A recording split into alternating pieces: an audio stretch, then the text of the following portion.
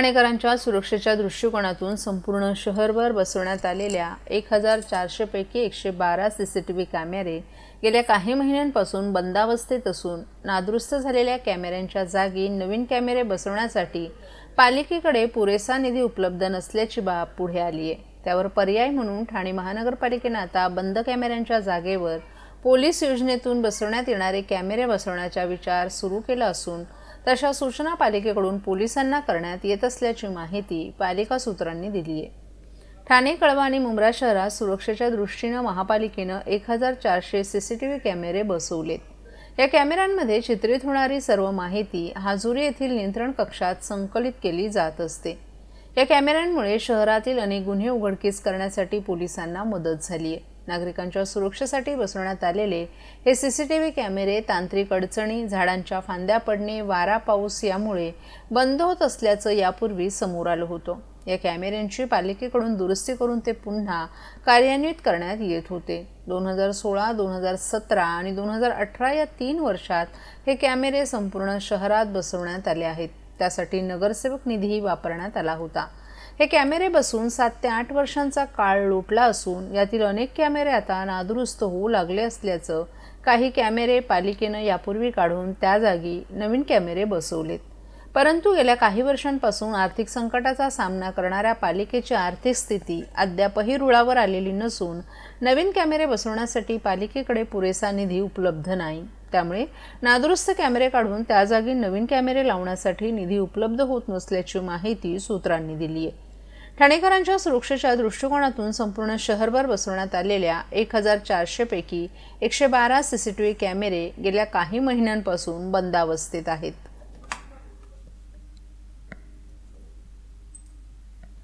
विधानसभा निवडणुकीत महायुतीला दणदणीत विजय मिळाल्यानंतर स्थानिक स्वराज्य संस्थांच्या निवडणुकांची जोरदार चर्चा सुरू आहे। परंतु तूर्तास निवडणुका होण्याची शक्यता नाही। निवडणुकांबाबत सर्वोच्च न्यायालयाने निकाल दिल्यानंतर तयारीसाठी किमान 3 महिन्यांचा कालावधी लागणार आहे। राज्य निवडणूक आयोगाच्या कार्यालयातून मिळालेल्या माहितीनुसार सर्वोच्च न्यायालयात 22 जानेवारी रोजी राज्यातील स्थानिक स्वराज्य संस्थांच्या निवडणुकीबाबत सुनावणी होणार आहे।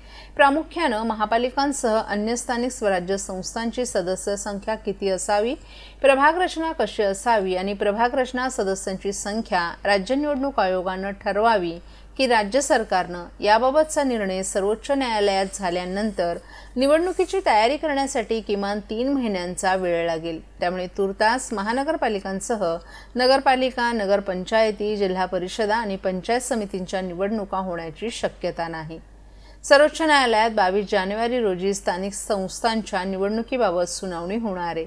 न्यायालयाने निर्णय दिल्यानंतरच निवडणूक प्रक्रिया सुरू होईल। स्थानिक स्वराज्य संस्थांच्या निवडणुकीसाठी मतदार याद्या तयार करणं, प्रभाग रचना आणि ओबीसी आरक्षणाची अंमलबजावणी आदींचा विचार करता निवडणूक तयारीसाठी 3 महिने कमी पडतात।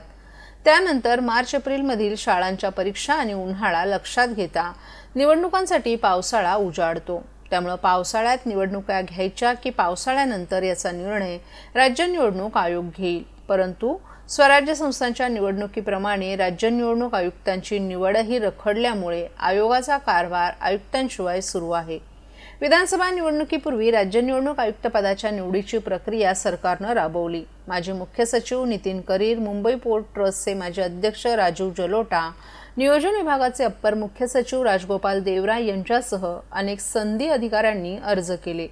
आयुक्तांच्या नियुक्तीच्या हालचाली आता पुन्हा सुरू झाल्या असून त्यावर लवकरच निर्णय होण्याचीही अपेक्षा आहे। शहराला पाणी पुरवठा करणाऱ्या मेसस्टेम प्राधिकरणाने देखभाल दुरुस्तीसाठी 24 तासांचा शटडाऊन घेतलाय। त्यामुळे ठाणे शहरातील अनेक भागांमध्ये एक वेळ पाणी पुरवठा करण्याचं नियोजन महापालिकेने केलं आहे। Vadbandar road, Patlipada, Pawarnagar, Kothari compound, Azad Nagar, Dongripada, Waghbil, Anand Nagar, Kasarvadavali, Owala, Samtanagar, Ritu park, Siddheshwar, eternity, Johnson, jail Saket, Uthalsar, Retibunder, Kalwa तसंच मुंब्रा असा काही भागांचा शुक्रवारी रात्री 9 ते शनिवारी सकाळी 9 वाजेपर्यंत पाणी पुरवठा बंद राहील। त्यामुळे टप्प्याटप्प्याने एक वेळ पाणी पुरवठ्याचं नियोजन करण्यात आले। तसंच पाणी पुरवठा पूर्वपदावर येईपर्यंत 1 ते 2 दिवस कमी दाबाने पाणी पुरवठा होण्याची शक्यता असल्याने मुबलक साठा करण्याचे आवाहन करण्यात आले। महाराष्ट्रातील भगिनींना आधार देणारी राज्य शासनाची मुख्यमंत्री माझी लाडकी बहीण योजना। या योजनेअंतर्गत अल्प उत्पन्न गटातील 21 ते 65 वयोगटाच्या भगिनींना मिळणार दरमहा 1500 रुपयांची मदत। अर्ज करण्यासाठी 31 ऑगस्ट 2024 पर्यंत मुदतवाढ। कुटुंबाचं वार्षिक उत्पन्न 2.5 लाख रुपयांपेक्षा कमी असलेल्या महिला पात्र। कुटुंबाकडे पिवळं किंवा केशरी रेशन कार्ड असल्यास उत्पन्नाचा दाखला आवश्यक नाही।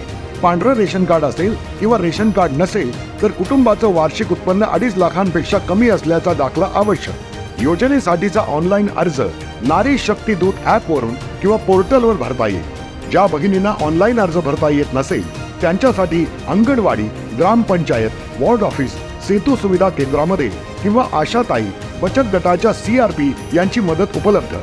आता आपल्याला अभिमानाने म्हणता येईल, सुखी आणि सुरक्षित आहे माझी लाडकी बहीण।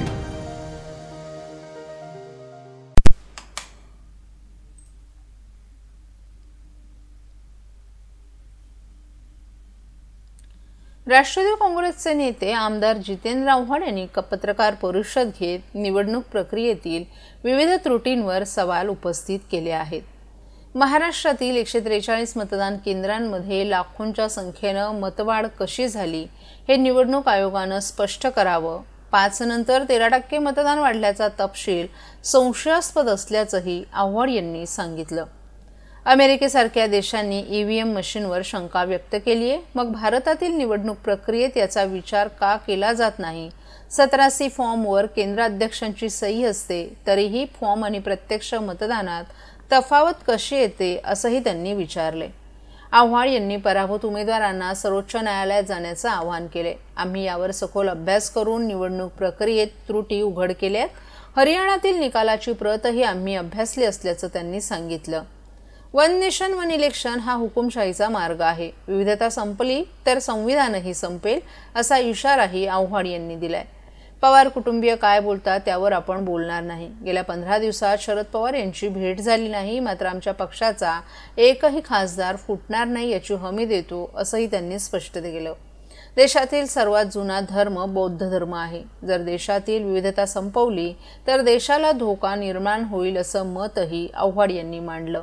आव्हाड यांनी या मुद्द्यांवर व्यापक चर्चेची आवश्यकता असल्याचं सांगत देशाची लोकशाही अशा संशयास्पद प्रक्रियांमुळे धोक्यात येऊ शकते असा इशाराही आव्हाड यांनी यावेळी दिला। की तोपर्यंत या देशामध्ये गोंधळ झालेला होता।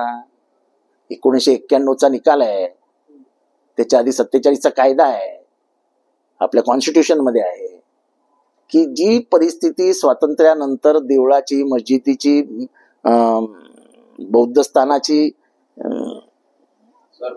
धर्मस्थळांची जी काय आहे ती बदलू नका, त्याच्यामध्ये आतमध्ये खोलात जाऊ नका। आता हे आपल्या संविधानकर्त्यांना समजत होतं की याच्यातनं काय घडेल या देशामध्ये। उद्या जर बौद्ध धर्माने सांगितलं की चला सगळंच खणा, तर मग काय करा? कारण या देशातला सर्वात जुना धर्म हा बौद्ध धर्म आहे। वादच घालायचे असतील तर मग काय वादच घालत बसा, देश जाऊ द्या खड्ड्यात।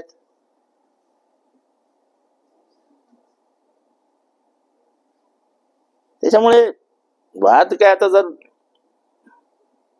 एखादं न्यायालय आता डायरेक्ट सांगता की तुम्ही अजमेर शरीफचं सर्वे करा,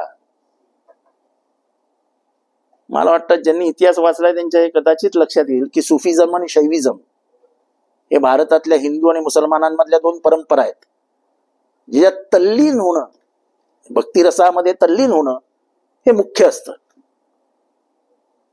हे एकत्र आलं भारतात।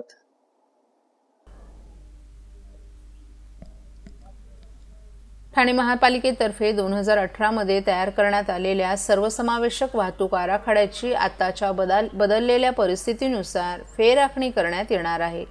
IIT मुंबईच्या GISE हबच्या मदतीनं फेरआखणीचं काम करण्यात येणार असल्याची माहिती महापालिका आयुक्त सौरभ राव यांनी दिली आहे। मेट्रो रेल्वेच्या नियोजनाचा भाग म्हणून ठाणे महापालिकेतर्फे संपूर्ण महापालिका क्षेत्राचा सर्वसमावेशक आराखडा तयार करण्यात आला होता। 2010 पासून या आराखड्याचं काम सुरू करण्यात आलं। 2018 मध्ये त्यास अंतिम स्वरूप देण्यात आलं। त्यात मेट्रो मार्गाचं आरेखन, ठाणे पूर्व येथील साठीस प्रकल्प, ठाणे मुलुंड दरम्यानचे नवीन उपनगरीय रेल्वे स्थानक, आनंदनगर ते साकेत कोस्टल रोड, भुयारी मार्ग आदींबाबत सूचना करण्यात आल्या होत्या. ठाणे शहराची वाढ लक्षात घेऊन लोकसंख्येच्या घनतेप्रमाणे वाहतूक व्यवस्थापन करण्यात आलं होतं. महापालिका आयुक्त सौरव राव यांच्या दालनात IIT मुंबईतील GISC हबचे प्रमुख सुमित सेन यांच्यासोबत या संदर्भात नुकतीच एक बैठक झाली. या बैठकीत अतिरिक्त आयुक्त प्रशांत रोडे, नगर अभियंता प्रशांत सोनाग्रा, TMTचे व्यवस्थापक भालचंद्र बेहेरे, उपायुक्त शंकर पाटोळे, उपनगर अभियंता विकास ढोले, सुधीर गायकवाड, कार्यकारी अभियंता धनाजी मोदे आणि भगवान शिंदेही उपस्थित होते.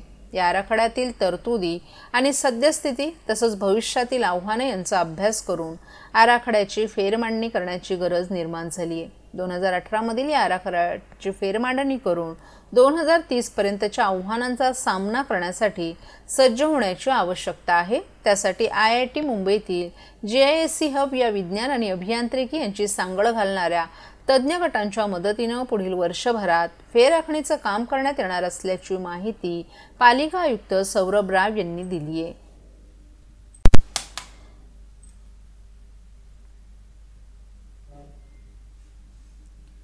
मुंबई विद्यापीठाच्या ठाणे उपकेंद्राच्या परिसरात विद्यापीठाचे विधी अभ्यासक्रमाचं शिक्षण घेणाऱ्या त्या 3 विद्यार्थिनींना अनेक दिवस बलात्काराच्या धमक्या तसंच अश्लील मजकूर असलेली पत्र त्यांच्या वर्गखोलीत आणि बॅगेत आढळून येत होती. 5 डिसेंबर रोजी या सर्व प्रकाराबाबत संबंधित विद्यार्थिनींनी ठाणे उपकेंद्राचे प्रमुख यांच्याकडे या संदर्भात तक्रार केली असता केंद्र प्रमुख लेखी तक्रार घ्यायला तयार नव्हते. याबाबत विद्यार्थिनींचे पालक उपकेंद्रांच्या प्रमुखांना जाऊन भेटले. तसंच त्यांनी स्थानिक पोलीस स्थानकात फक्त जबाब नोंदवण्यात आला. यावेळी देखील उपकेंद्र प्रमुख अथवा कोणी प्राध्यापक विद्यार्थिनींसोबत उपस्थित नव्हते. या प्रकरणाचं गांभीर्य लक्षात घेऊन पोलीस आणि विद्यापीठातील वरिष्ठ अधिकाऱ्यांनी तात्काळ कारवाई करणं अपेक्षित होतं. याउलट उपकेंद्र प्रमुख विद्यार्थिनींवर दबाव टाकत असून हे प्रकरण मिटवू पाहत आहेत. यामुळे उपकेंद्रांच्या परिसरात भीतीचं वातावरण निर्माण झालंय अशी तक्रार अखिल भारतीय विद्यार्थी परिषदेच्या ठाणे शाखेकडे करण्यात आली आहे. या घटनेला 7 दिवस होऊन गेले असता यावर ठोस कारवाई केल्याचंही दिसून येत नाही. मुंबई विद्यापीठासारख्या ठिकाणी अशा पद्धतीचं घृणास्पद आणि निंदनीय प्रकार घडतात ही गोष्ट अतिशय लज्जास्पद आहे. विद्यापीठाच्या लेखी विद्यार्थ्यांना किती किंमत आहे हे यातून दिसून येतं. यामध्ये काही पालक विद्यार्थिनींचे प्रवेश रद्द करत असून यामुळे विद्यार्थिनींचे शैक्षणिक नुकसान होणार आहे. 12 डिसेंबरपर्यंत विद्यापीठाच्या वरिष्ठ अधिकाऱ्यांना देखील या प्रकाराबाबत कुठलीही माहिती नव्हती. अखिल भारतीय विद्यार्थी परिषदेनं कुलगुरूंची भेट घेत त्यांना हा सर्व प्रकार लक्षात आणून दिला. यावेळी त्यांनी यावर चौकशी समिती नेमण्याचं आश्वासन दिले. या सर्व प्रकारांमुळे विद्यार्थिनींमध्ये प्रचंड भीतीचं वातावरण असून विद्यापीठानं सर्व विद्यार्थिनींना विश्वासात घेणं आवश्यक आहे. या प्रकाराचं गांभीर्य लक्षात घेऊन याची उच्चस्तरीय चौकशी होऊन दोषींवर कठोर कारवाई व्हायला हवी. तसंच कारवाई न करणाऱ्या उपकेंद्र संचालकावर योग्य पद्धतीनं कारवाई झाली पाहिजे अशी अखिल भारतीय विद्यार्थी परिषदेची मागणी असल्याचं मत अखिल भारतीय विद्यार्थी परिषदेचे प्रदेश मंत्री संकल्प फळदेसाई यांनी व्यक्त केले. तसंच अशा घटना वारंवार घडू नयेत यासाठी प्रशासनानं योग्य ती पावलं उचलणं गरजेचं असल्याचं मत ठाणे महानगर मंत्री योगेश दामले यांनीही व्यक्त केले.